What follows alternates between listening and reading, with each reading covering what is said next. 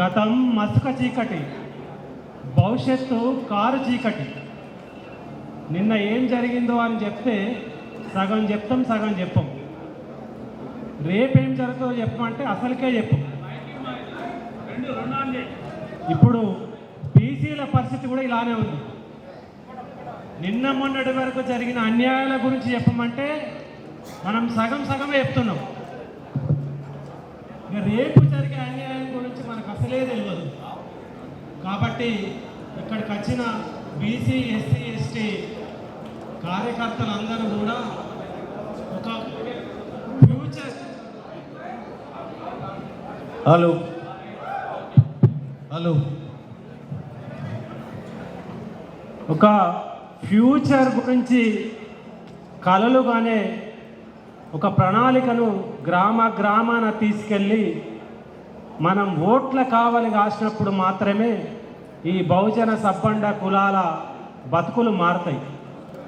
లేదంటే ఏమవుతుందంటే వచ్చే 25 సంవత్సరాలలో ఒక 20 నుంచి 30% మందిని సూసైడ్ చేసుకునే విధంగా వాళ్ళ దగ్గర ప్లాన్లు ఉన్నాయి. నేను వట్టిగానే చెప్పట్లేదు. మీకు యూట్యూబ్లో కూడా చాలామంది ప్రొఫెసర్ల వీడియోలు చూడండి. అంతెందుకు, మీకు బంగారం ఇంత పెరుగుతుంది కదా, రోజు బంగారం ఇంత ధర పెరుగుతుంది కదా, ఎందుకు పెరుగుతుందో మనం ఆలోచించట్లేదు. అధికారం గురించి కాసేపు మర్చిపోదాం. కోవిడ్ టైంలో నరేంద్ర మోడీ గవర్నమెంటు 20 లక్షల కోట్ల రూపాయల హెలికాప్టర్ మనీని సృష్టించింది. మీరు చిరంజీవి సార్ కూడా ఇంతకుముందు చాలాసార్లు చెప్పాడు, 16 కోట్ల రూపాయలు కార్పొరేట్లకు మాఫీ చేసి 16 లక్షల కోట్ల రూపాయల బ్యాంకు రుణాలను కేంద్ర ప్రభుత్వం కార్పొరేట్ బడాబాబులకు మాఫీ చేసింది.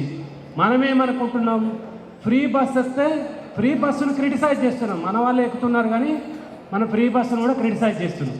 ఎందుకు అంటే మనకు వాస్తవం అవాస్తవం ఏందో తెలియదు. అట్లా తెలియకుండా కుట్ర పనిని ఇప్పుడున్న 3 పార్టీలు చేస్తున్నాయి. అది కాంగ్రెస్ పార్టీ కావచ్చు, బీఆర్ఎస్ పార్టీ కావచ్చు, లేకపోతే బీజేపీ పార్టీ కావచ్చు.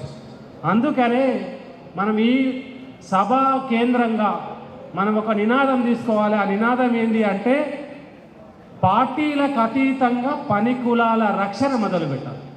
కేసీఆర్ ఏమన్నాడు, పార్టీలకు అతీతంగా ప్రాంతపు రక్షణ, తెలంగాణకు ప్రాంతపు రక్షణ అన్నాడు.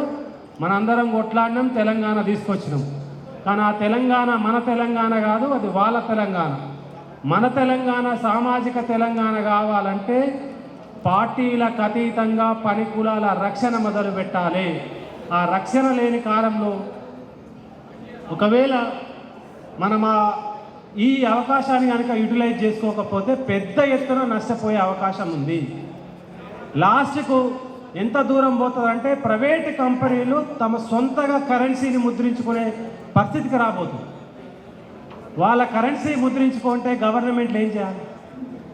సో ఇట్లాంటి చాలా క్రిటికల్ సిచ్యువేషన్ ఉంది. ఈ క్రిటికల్ సిచ్యువేషన్లో మనం ఈ 42% రిజర్వేషన్ని ప్రజల ముందుకు తీసుకెళ్ళి 42% రిజర్వేషన్ని ప్రజల ముందుకు తీసుకెళ్ళి ఊరూరా మొత్తం ఎస్సీ, ఎస్టీ, బీసీలను 42% కేవలం బీసీలకే కాదు ఎస్సీలకు కూడా పెంచాలని అడుగుతున్నాం. ఎస్సీలు 20% ఉన్నారు, వాళ్ళకు 20% రిజర్వేషన్ కావాలి. ఎస్టీలు 10% ఉన్నారు, 10% రిజర్వేషన్ కావాలి. బీసీలు 55% ఉన్నారు, మనకు 55% రిజర్వేషన్ కావాలి. 42% ఎందుకు? రేవంత్ రెడ్డికి ఏదో కల కానీ కలలో 42% వస్తుందంటే 42% అని గుడ్డిగా నమ్ముతున్నాం. అది కాదు, మనం ఎంతమంది ఉన్నామో మనకు అంత వాటా కావాలి. ఖచ్చితంగా 55% రిజర్వేషన్ కోసం గ్రామాన బీసీలు పెద్ద ఎత్తున మొబిలైజ్ కావాలి. ఈ పార్టీలకు వ్యతిరేకంగా బీసీ దళాలను ఏర్పాటు చేయాలి. ఈ బీసీ దళాలను ఏర్పాటు చేసి ఓట్ల గస్తీ కాసినప్పుడు మాత్రమే సబ్బండ కులాలకు న్యాయం జరుగుతుంది.